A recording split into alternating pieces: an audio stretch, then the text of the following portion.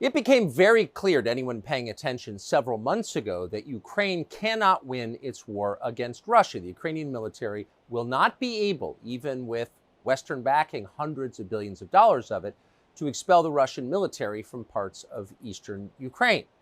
Ukraine doesn't have the industrial capacity, neither does NATO or the United States, and it doesn't have the people. Russia has 100 million more in population than Ukraine does. And that means that further support from the West for the Ukrainian military only means more dead Ukrainians and a further degraded Western economy in the US and in Germany particularly. So it's not simply a fool's errand, it's self-destruction. It's insane, it's cruel, it's abetting the killing of an entire generation of Ukrainians. This is very obvious. No honest person at this point will deny it. And yet somehow the United States Senate, which is always several years behind reality in its perceptions, just a few weeks ago, decided to send another $60 billion to the Ukrainian government, which is both corrupt and authoritarian. They've canceled elections, they banned an entire Christian denomination, and then they killed an American journalist for noting any of this. And yet, the United States Senate proposed, under Mitch McConnell, a plan to send another $60 billion to Ukraine. Well, imagine the surprise of all rational people around the world to wake up this morning and discover this could actually happen.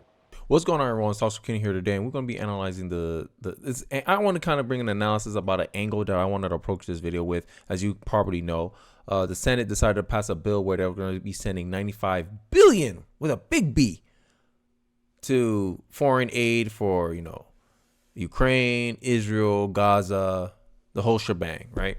Yemen.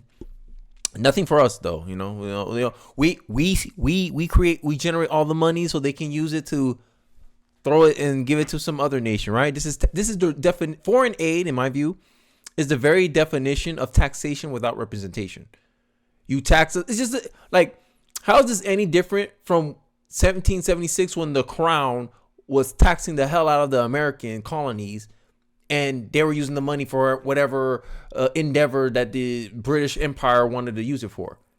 Our political class is literally doing the same thing to us today. And this is why American populism is necessary, because the will of the people is being ignored right now. And every so often, when the will of the people wanted to make itself expressed and known, the political leadership class, the political elites, the ones that are the current, that has the current powers, the levers of power in our institutions, they always find a way to smear it, demonize it, label you a demagogue, all this stuff. The idea here is that they want control. They want you to work on their behalf, on their will. It is the will of the U.S. politicians to send foreign aid where they get back pay. Who knows, whatever inner dealings they did. There's already stories out there of Ukraine mismanaging the money. Our foreign aid is not really going towards a war. It's maintaining the infrastructure that Ukrainians have. Businesses are getting paid off our foreign aid. And you don't think they're getting kickbacks? The politicians that's pushing for these bills to get authorized and passed, they're not getting kickbacks from these corporations. Zelensky's happy as hell. This is the American last agenda. And then they wonder why so many people have an affinity for Trump. Why they want Trump to go in there and wreck the government, right? We're going to speak out against the political class. And I'm not the only one. I've been seeing clips online. People who I'm not used to seeing get heated. They're getting heated over this. You telling me that, and this is this whole idea of that, you're an isolationist. No, we're not pushing isolationism. What we're pushing is American first priorities. Hey, if you're passing a bill, I expect majority of the bill to be funding stuff domestically and like 20% of the bill funding stuff foreign. That's it. We shouldn't be passing bills where it's like 70% funding foreign aid and then we get the smallest percentage of that bill for domestic issues here at home. That's asinine. Imagine, it's like me as a man. I'm sending 70% of my money for families outside of my own, and I'm giving my family the crumbs, the scraps. And this is the idea. This is why American populism is necessary. Because if you're a country built on will of the people, this cannot stand. When the establishment wings of both parties want to send $60 billion to Ukraine and $17 billion to Israel, they have to pretend they also wanted to spend a little on the U.S. This should not be the case in a country for America. America's paying 100% of the bills, but all 100% of the money is not going towards the interests of Americans, make it make sense. That's like we're essentially our tax slaves. This is what our political class has done to us. And they wonder why there's such a populist fervor in America right now. This is why a lot of people are saying, hey, it's not, Kenny, this is not left or right. It's not conservative versus liberals. It's not Republicans versus Democrats. It's populism versus establishment. That's what it seems like to be. Anti-establishment versus establishment. That's the political lines, Kenny. But what my argument has always been is that the anti-establishment wing, majority of that is from the Republican Party. At least the younger folks, who I would label the new blood conservatives.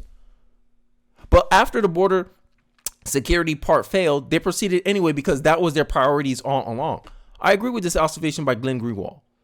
These people, all they wanted was foreign aid. Tim Pool, I now hate and despise Ukraine because Chuck Schumer's out here. Ukraine is dangerously low on supplies, people. If America doesn't send any money to Ukraine with national security bill, Putin is all likely to succeed. This is why they want you so hard, like focus so hard. This is why they hated Tucker Carlson for interviewing Putin, because they humanized Putin. They wanted to dehumanize Putin so that way they can go, they can just use his name to justify any spending. Any means necessary. We can't let Putin win. Putin's a dictator. Look, as Tucker Carlson said on the previous video, and I'm gonna make a previous video about like foreign affairs, foreign intervention. Every foreign leader has killed somebody. Trump has killed somebody through their executive order. Biden has killed somebody through executive order. World leaders kill people. World leaders do things what is necessary for their people's best interest. Only in the United States, we have a political class that seems to have more allegiance to globalism than to actually the national interest. This is why I'm starting to label the Senate, the not the United States Senate, the globalist Senate, like, because that's what it seems like. At the American expense, we have to send all our money to everybody. And here's a clip from PBD podcast where I never seen this guy get heated before, but he's making perfect sense and he encapsulates exactly why. What is the American First foreign aid agenda? Let's take a look. Commenting, you've been running over people for 20 damn minutes, and you've reset arguments. Oh, so we do nothing. That's such a lazy retort. Why don't we come back to what's going on here? This is establishment versus anti-establishment. Anti-establishment. We want a line item veto. We want a balanced budget amendment, so this can't go on unchecked. Establishment. It's not a bill. It's a deal. And a deal contains all kinds of other provisions, as you just pointed out, that J.D. Vance said in an op-ed, and he's absolutely correct. There's earmarks, there's provisions, there's pork, there's a bunch of stuff. And then they put a branding on it to flow to the media to deceive you and redirect your attention from what's really going on in there. Do I think there should be money for Iron Dome in there? I do. But to get Iron Dome, does somebody that feels that strongly about it say, oh, but I also have to agree to this? That's the way these deals are made. They're not bills anymore. They're establishment deals that have a bunch of stuff in them. And I'm sure Zelensky is very pleased that he got the relief from it, because the spring collection from Louis Vuitton is looking pretty good. And they're going to there'll be corruption, and they're buying, and they're doing these things. It's flowing out. It's terrible. I go back to what Trump said about NATO, and your argument, I think, was lazy. What, do we do nothing? No, we don't do nothing. Trump said, I'm all in on NATO. You are our friends, you are our allies. But in the middle of his administration, what did he say? You have to pick up the check, and I want you to pay your fair share. And Trump was back, I got stuff with my country that I'm going to deal with first. I'm not going to leave you behind. I'm not going to abandon my foreign policy and my friends and my allies, but I'm going to take care of America first. But you, if I participate and I help you in NATO, you got to pick up the check. These were not island nations with two palm trees with a hut. These were thriving economies that have resources and the ability to pay the check. And they wanted us to just keep flowing it out. That's why he went toe-to-toe with Germany and say, pick up the check. That is foreign policy. America first, work on the things in America, work on the things that matter to us, and on the foreign stage, find an equitable way. That one thing I'll correct you on, Vinny, one thing. You said tax money. It's not tax money. It's future debt, and it's big stacks of it that affects the long-term monetary system with an impact, which is exactly what happens with Russia shifting the currencies they're using to do trade. It's all interconnected. And I'm sorry, I'm getting a little upset here, but I've been quiet for 20 minutes, and I'm telling you, I think we got to keep our eye on the ball and what's really going on here. I 100% agree with that sentiment, right? We're putting ourselves in all this debt, on all this burden, and Ukrainians ain't gonna pay us back. These bills that we send, this money we spend on the foreign affairs, this is donation. This is charity work. We ain't gonna expect anything back, but we're suffering for it. Our dollar's being at risk now because Putin, remember, he stated in there, and I highlighted this in Tucker Carlson's interview with Putin, how he was talking about, hey, yeah, everyone's trying to get off the dollar because they saw how the U.S. is leveraging it to force people to go down a certain political view or push them down a certain path, and people don't like that level of control that the U.S. is using their dollars for, and is encapsulated perfectly that it's setting us up in the future to fail. But all these old heads, the average age, I think, of people in the Senate is like, what, 80, 65? I forgot the age. These people don't care about the future. They care about the now. It almost seems like they're liquidating the U.S. Treasury, the U.S. dollar, getting rich off of it like leeches and parasites. And then they pass it on to their families, or their families go to some other country where they have dual allegiance to. And then we left holding the bag, and we have the scraps that's left after their destruction. And this seems like what it is. This is why they don't want to pass single line bills. They want to put all this, oh no, let's just omnibus bills, woo, because they can hide in all their little junk in there.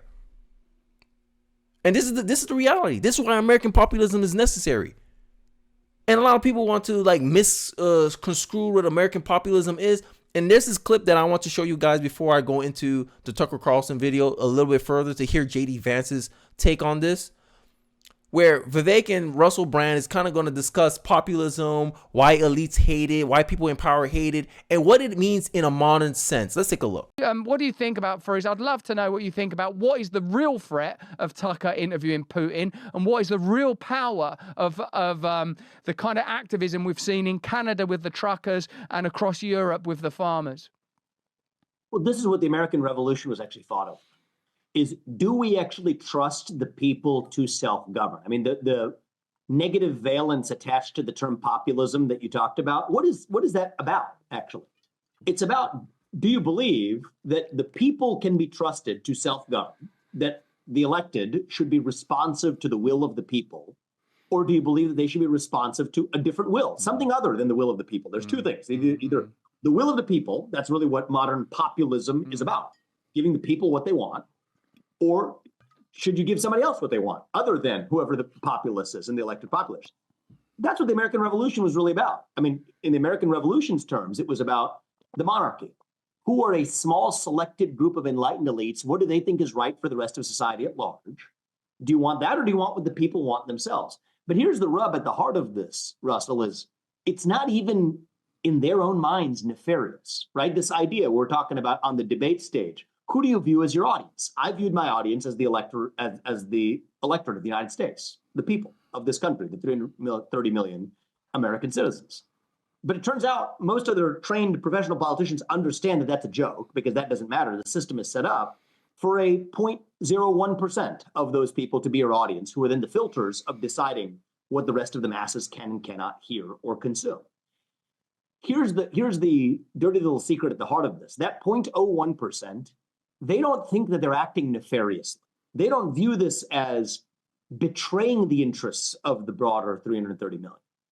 They view themselves as actually acting in the interest of the broader 330 million, because the whole premise is that the people could not be trusted to self-govern in the first place. Yes. So I think you got to understand that it's not even in their own minds coming from a place of ill will. It's coming from a place of benevolence, actually. So bring that to the Tucker question. What this relates to is the same thing as it relates to the origin of COVID-19 or the Nashville Transgender Shooter Manifesto or the truth of what happened on January 6th. You could go straight down the list of every other truth that's been suppressed. The people cannot be trusted to deal with the primary information. I'm telling you, Vivek, what a way with words. Populism is the idea that the people have the ability to rule themselves. The people have the ability to deal with reality, deal with the truth, and make informed decisions about what to do next. Not, oh, no, you don't need to worry about this. Let's filter all the information for you. This is why the propagandists in the mainstream media, this is why they hated that Tucker Carlson did the interview with Putin. This is why they were mad that, oh, you didn't try to fact check Putin. Why you didn't interrupt Putin? No, let him talk. No one has heard this man talk.